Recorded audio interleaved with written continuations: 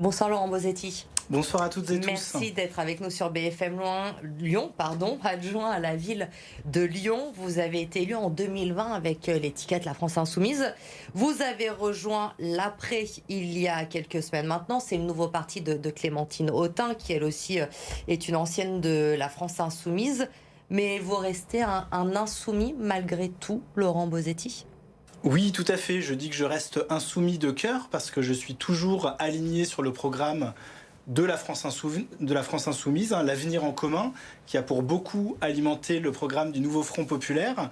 Simplement, je suis en divergence sur la stratégie que je juge aujourd'hui assez isolationniste, avec des annonces de la France Insoumise de partir seul au municipal, mais également, on le comprend entre les lignes, à la présidentielle en 2027. Et pour moi, l'unité de la gauche prime et doit être notre combat commun qui nous réunit, parce que les citoyennes, les citoyens, les Lyonnaises, les Lyonnais ne veulent pas de la gauche la plus bête du monde, et ils veulent une gauche qui l'emporte. Une gauche qui l'emporte, une gauche unie, c'est ce que veut Grégory Doucet. Vous évoquez la stratégie de la France Insoumise. Justement, Manuel Bompard, le coordinateur du parti, était à votre place ce mercredi. Et effectivement, il a expliqué que LFI se préparait à présenter une liste à Lyon, mais aussi dans différentes villes de la métropole, en tout cas pour le premier tour. Ça vous surprend, cette stratégie, surtout à Lyon, quand on sait cette majorité plurielle qui a été construite dès 2020 ? Alors malheureusement, je ne suis pas surpris, c'est pour ça que je quitte la France Insoumise. Et c'est dommage qu'on ne s'inspire pas de l'exemple lyonnais. Je parle au sens large de Lyon, de Villeurbanne, de la métropole de Lyon, où nous avons des exécutifs locaux NFP, où nous avons des réussites, des choses sur lesquelles on peut aussi faire mieux, ça c'est entendu.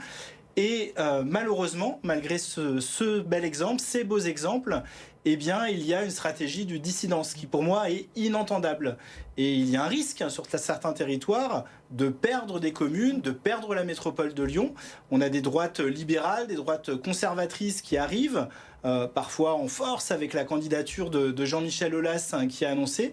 Je pense qu'il faut partir unis et ne pas commencer à être sur des dissensions, sur des points de programme qui peuvent faire bien sûr débat entre nous. L'idée, c'est d'avoir des sensibilités différentes à gauche. Sur le programme, on est d'accord sur plein de choses, mais il y a des points qui bloquent, des choses qui n'ont pas été faites aujourd'hui, et c'est pour ça qu'il laisse la porte ouverte à une éventuelle candidature. Alors, exactement, mais on peut le prendre dans l'autre sens, c'est-à-dire qu'il y a tellement de choses qui nous rassemblent sur les programmes que pourquoi pointer tel ou tel objet qui relève de l'exception pour tout un coup créer la dissension. Voilà, je dis qu'on n'est pas là-dessus très, très sincère. C'est l'opération 2027 qui est déjà en jeu à la France Insoumise.